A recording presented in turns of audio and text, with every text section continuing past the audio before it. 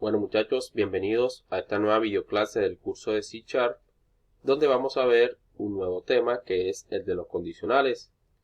En este caso vamos a ver el condicional if-else, así que comencemos. Primero que todo, ¿qué son los condicionales?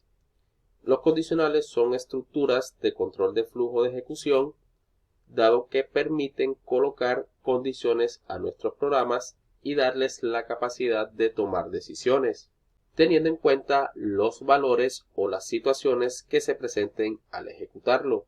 Entonces, teniendo en cuenta este pequeño concepto de lo que son los condicionales, pasemos al condicional que vamos a ver en esta videoclase, que es el condicional if-else.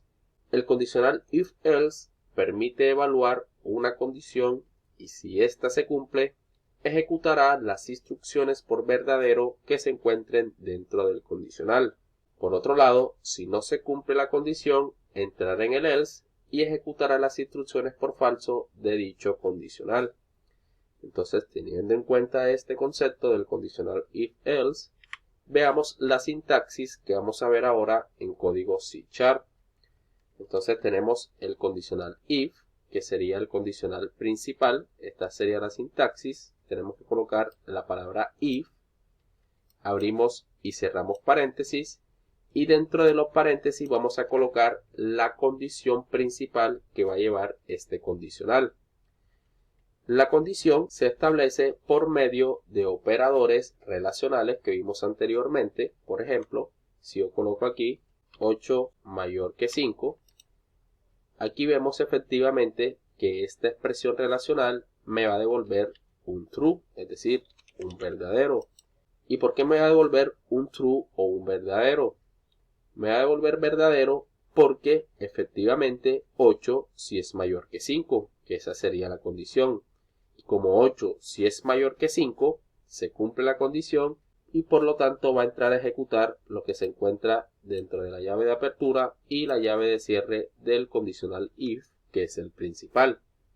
Entonces, si se cumple la condición del if, va a entrar a ejecutar las instrucciones por verdadero, que son las que se encuentran dentro de la llave de apertura y la llave de cierre del if. En el caso de que no se cumpla la condición principal, va a entrar a ejecutar las instrucciones que estén dentro del else, es decir, las instrucciones por falso. Va a entrar a ejecutar lo que está dentro de la llave de apertura y la llave de cierre del else. En pocas palabras, si se cumple la condición, ejecuta las instrucciones por verdadero, es decir, las instrucciones del if, y si no se cumple la condición, pues ejecuta las instrucciones por falso, es decir, las que se encuentran dentro del else. Entonces, ya vista la explicación teórica, vamos a ver un pequeño ejemplo donde apliquemos el condicional if-else, pero en código C#. Entonces, el enunciado del ejemplo dice lo siguiente: elabore un algoritmo que permita saber si un número es par o impar, teniendo en cuenta que el número debe ser ingresado por teclado. Entonces, teniendo en cuenta este pequeño ejemplo, veamos el diseño del algoritmo, que es el que vemos en pantalla. Entonces, para este ejemplo solamente tenemos una sola entrada, que sería el número que se va a ingresar por teclado. Luego tenemos el desarrollo, que tiene pues 3 pasos. El primero es ingresar el número. El segundo dice que para saber si un número es par, simplemente se divide entre 2, y si el residuo es 0, eso quiere decir que el número es par.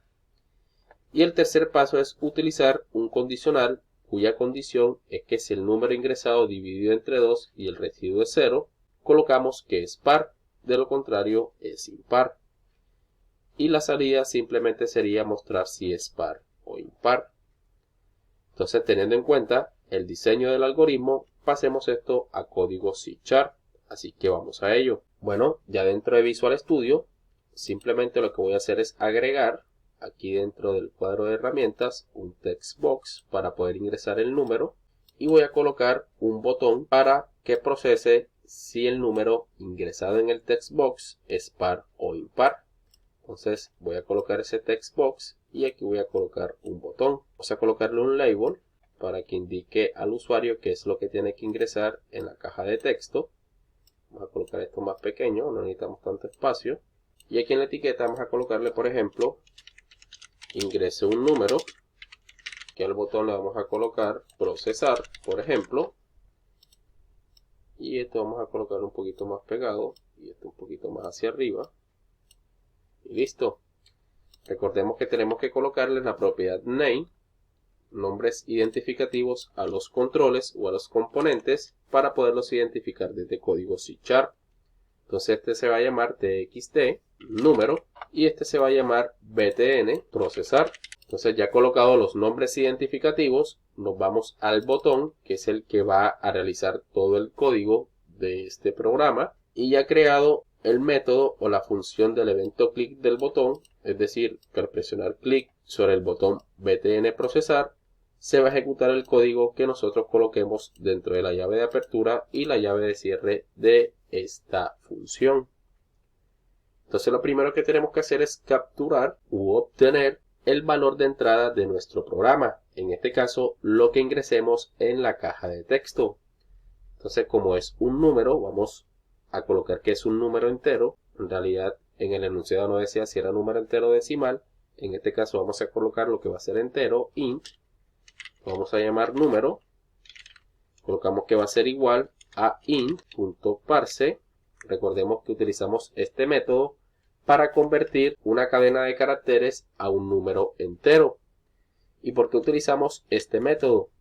Porque recuerden que las cajas de texto devuelven los valores que nosotros ingresemos ahí como cadenas de texto.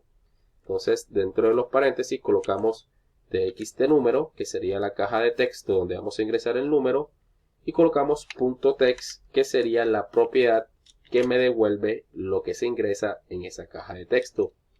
Entonces ya tenemos el valor de entrada. Vamos a hacer ahora el desarrollo del programa. Y el desarrollo decía que para saber si un número es par o impar, tenemos que dividirlo entre 2, y si el residuo es 0, quiere decir que es par. Entonces vamos a colocar el condicional if, que va a ser el principal. Abrimos y cerramos paréntesis, y dentro de los paréntesis vamos a colocar la condición. Entonces la condición va a ser que si número módulo de 2 es igual que 0, abrimos y cerramos llaves, y dentro de las llaves, ya les voy a explicar cómo funciona este código. Vamos a colocar messagebox.show y colocamos, por ejemplo, el número ingresado es par. Entonces, en el caso de que no se cumpla la condición, colocamos aquí un else y colocamos de nuevo el messagebox, pero le cambiamos ligeramente el mensaje y colocamos el número ingresado no es par. Entonces este código funciona de la siguiente forma. Al ejecutarlo, lo que estamos haciendo aquí con esta variable de tipo de dato entero llamada número es almacenar lo que nosotros ingresamos en la caja de texto. Entonces si yo ingreso por ejemplo el número 8, ese número 8 se va a almacenar en la variable número. Entonces vamos a suponer que número vale 8. Ya almacenado el valor de entrada, entra aquí en el condicional if y evalúa la condición que sin número, que en este caso es 8, módulo de 2, recuerden que este símbolo del porcentaje hace referencia al módulo de la división, es decir, en vez de colocar el símbolo de la multiplicación, el símbolo de la división directamente, colocamos el del porcentaje que me obtiene el residuo de esa división. Entonces lo que realmente estamos haciendo es colocar una división, es decir, 8 entre 2, y obtener su residuo. En este caso, 8 entre 2 es igual a 4 porque 4 por 2 es igual a 8 y 8 menos 8 es igual a 0. Eso quiere decir que el residuo de esta división es 0. Entonces, este 0 de esta división que acabo de realizar me lo obtiene este símbolo del porcentaje. Entonces, en vez de colocar 8 barra 2, coloco 8 porcentaje 2 que me obtiene directamente el residuo de una división. Entonces, en este caso, como número módulo de 2 me obtiene 0, es decir, que el residuo es 0, y como 0 es igual a 0, es decir, este es el valor que estoy comparando, se cumple la condición principal y me muestra este mensaje por medio de la ventana MessageBox. Me va a mostrar el número ingresado es par. En el caso de que no se haya cumplido la condición, no me va a mostrar el número ingresado es par, sino el número ingresado no es par.